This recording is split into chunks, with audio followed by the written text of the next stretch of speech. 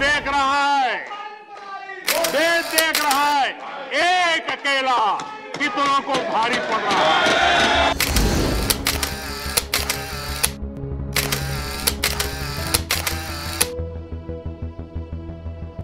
उन्होंने तो राज्यों की अधिकारों की धज्जियां उड़ा दी।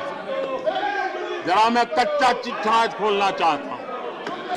अब आपको जनता नकार दे रही है, आपको हटा रही है, आपका खाता बंद कर रही है और आप जय हिंद दोस्तों, क्या आप जानना चाहते हैं आखिर मोदी जी ने संसद में कांग्रेस के वो 5 राज कौन से खोले? तो आइए इस वीडियो में देखते हैं मोदी जी ने वो कौन से 5 राज खोले। अगर दोस्तों ये वीडियो आपको अच्छी लगे तो वीडियो को लाइक एंड सब्सक्राइब जरूर कर देना। जय हिंद। चलिए देखते हैं वो 5 राज। आर्टिकल 356 का सबसे ज्यादा दुरुपयोग किया।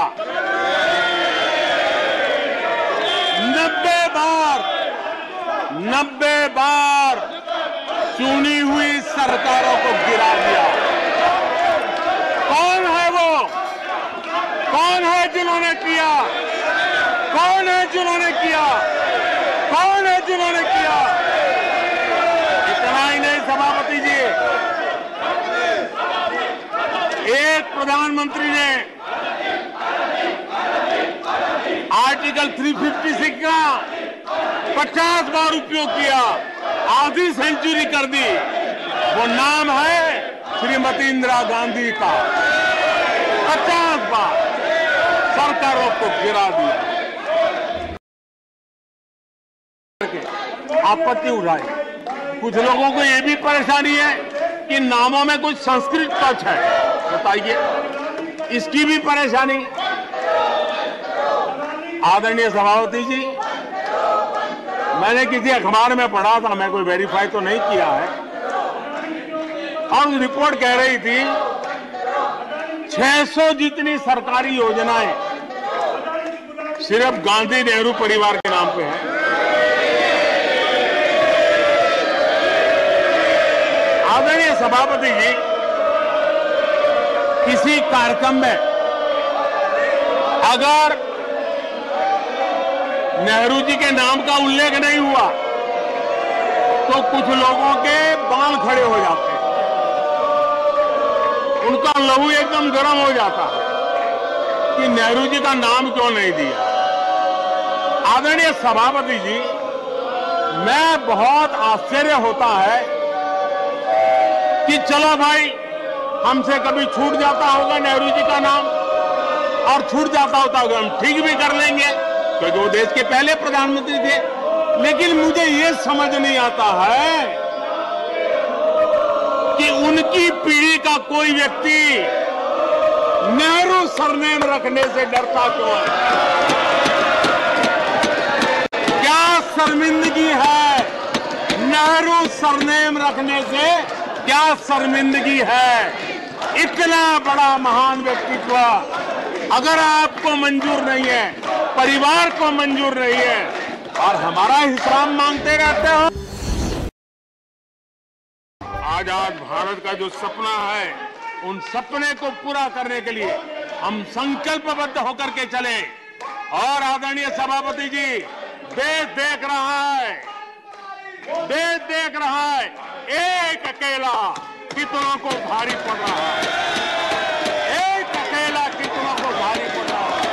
अरे नारे बोलने के लिए भी, नारे बोलने के लिए भी उनको बदल करना पड़ता है।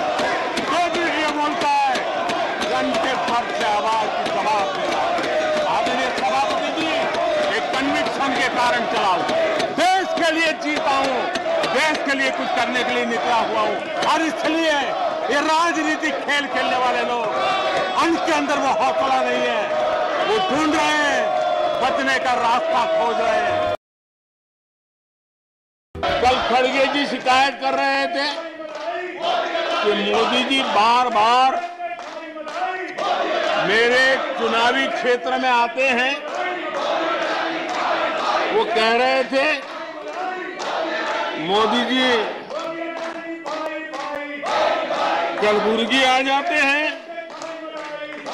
मैं मैं जरा खड़गे जी को कहना चाहता हूं, मैं आता हूं उसकी शिकायत करने से पहले ये भी तो देखो कि कर्नाटका में 1,70,00,000 जनधन बैंक अकाउंट खुले हैं। इतना ही नहीं, उन्हीं के इलाके में कलबुर्गी में 8 लाख से ज्यादा जनधन खाते खुले हैं। अब सभापति जी बताइए, इतने बैंक के खाते खुल जाए, इतना एम्पावरमेंट हो जाए, लोग इतने जागरूक हो जाए और किसी का इतने सालों के बाद खाता बंद हो जाए तो उनकी पीड़ा मैं समझ सकता हूं और बार बार उनका दर्द झलकता है। और मैं तो हैरान हूं, कभी कभी यहां तक कह देते हैं एक दलित को हरा दिया। अरे भाई, उसी इलाके की जनता जनार्दन है, उसने दूसरे दलित को जीता दिया। अब आपको जनता नकार दे रही है, आपको हटा रही है, आपका खाता बंद कर रही है और आप रोना यहां रो रहे हो। आदरणीय सभापति जी,